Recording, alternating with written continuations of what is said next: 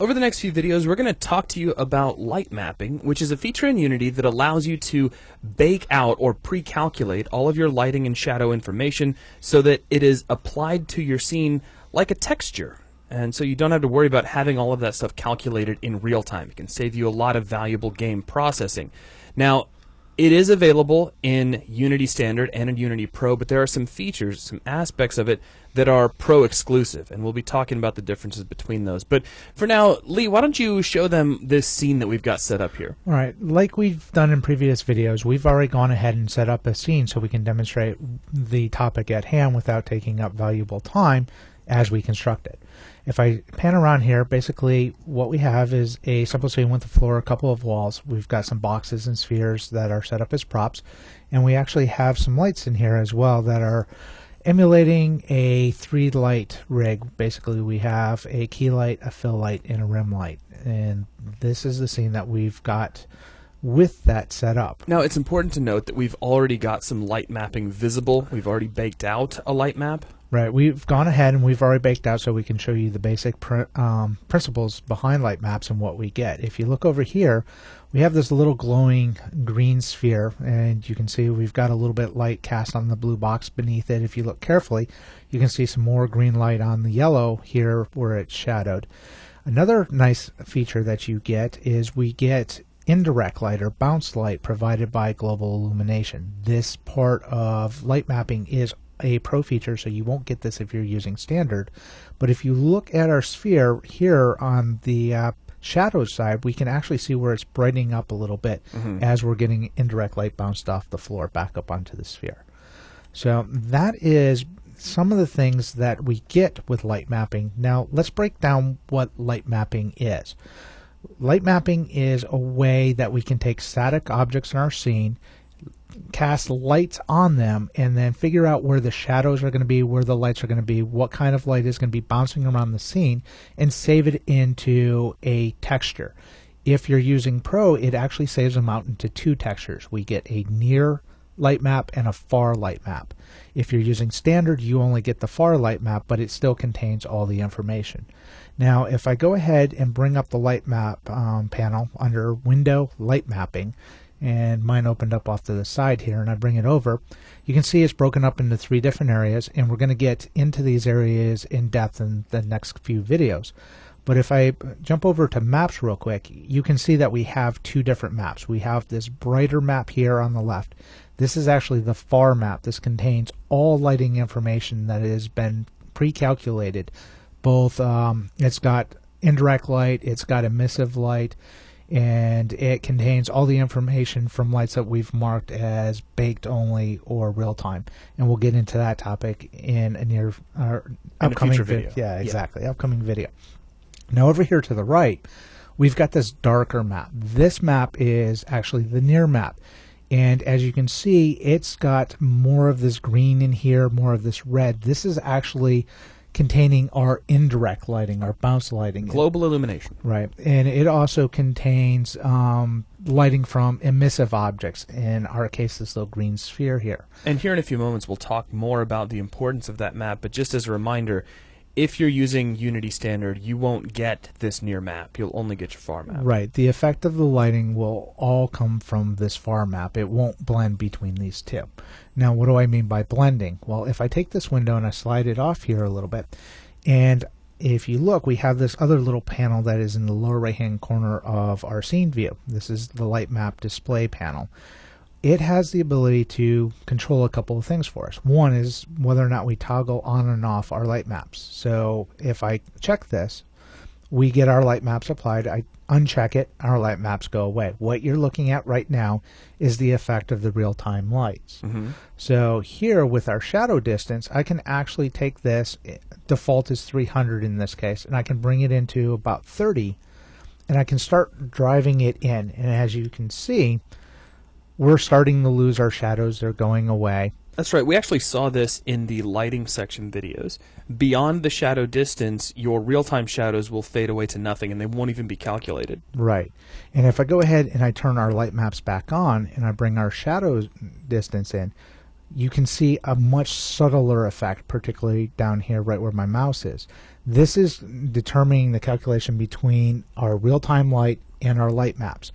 To reiterate this for us, this fact, I've got this little box here that if I bring him in, he is a non-static object. If you look over here, he's not static, so he is actually an animatable object in our scene. That's right. And if you missed where the cursor just went, that is the static checkbox up in the upper right-hand corner of the inspector. Here. Now, if I take our shadow distance out, you can see his shadow come to life because we're actually now pushing our real-time lighting to take place in a much farther distance of our scene. That's right. Within the shadow distance, we're using real-time light and shadow. Right, and beyond that, we're relying on our light maps. Our far map. Yep. So as you can see, while I move this, we have our shadows, and if I turn off use light maps, we have all real-time lighting. Now, I can reverse this process. I can actually turn on our light maps, I can go to our lights, and I can turn our lights off. And it's coming up, and because I've got all my lights parented under an empty game object, I can deactivate all of them at once.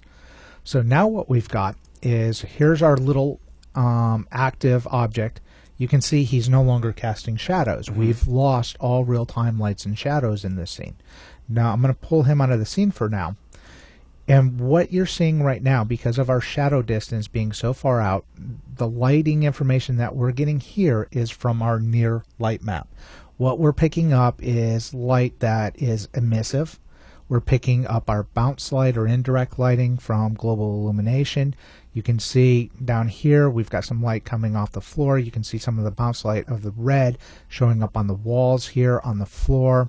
You can see some of the green splashing up on the wall, some of the yellow from the cube splashing up. This is all part of global illumination. And if you think about it, it's actually kind of clever, because using only the near map, only this bounce and indirect lighting at this near range, allows you to combine this with the real-time light and shadow information of your dynamic lights, so that you can kind of get the best of both worlds. Now, granted, this near light this near light map, as well as the use of dynamic light and shadow, is a pro-only feature, just to drive that home. But the cool thing about it is you get the ability to have this indirect lighting that comes along with all of your dynamic light and shadow.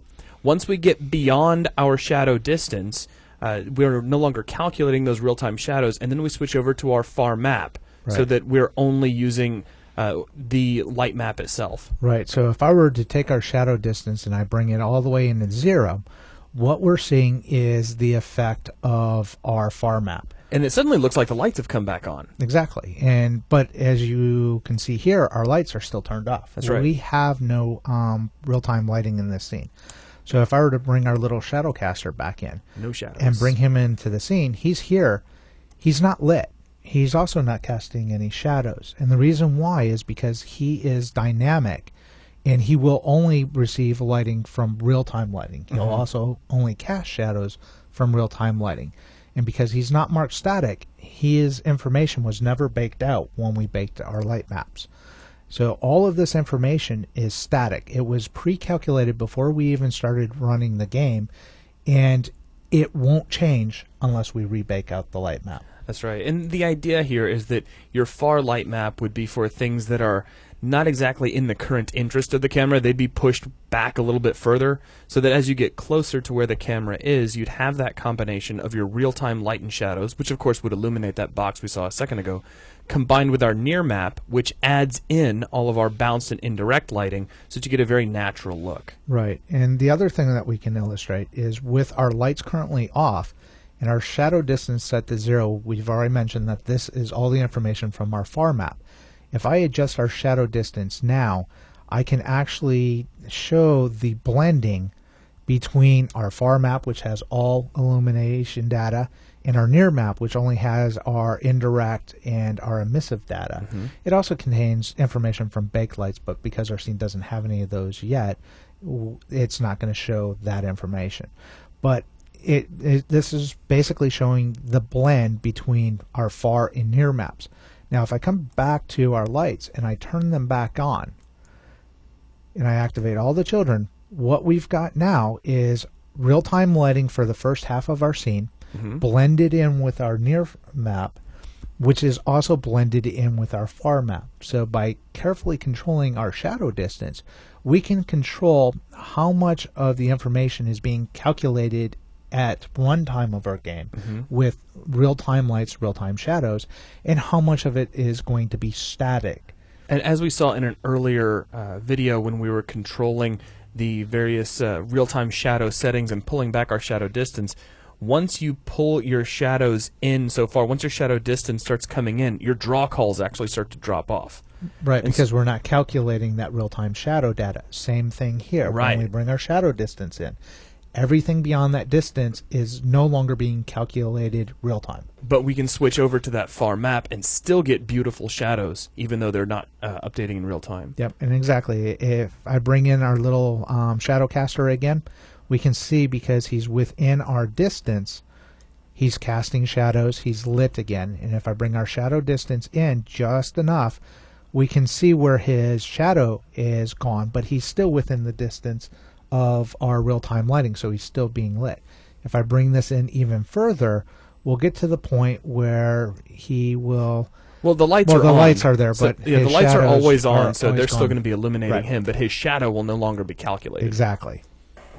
So basically, this is what we wanted to cover in the overview, so you could get a basic understanding of what shadow maps are, what the difference between our near and far shadow maps are, and how to blend in between all of them. So that is going to wrap things up for this video. Thanks for watching.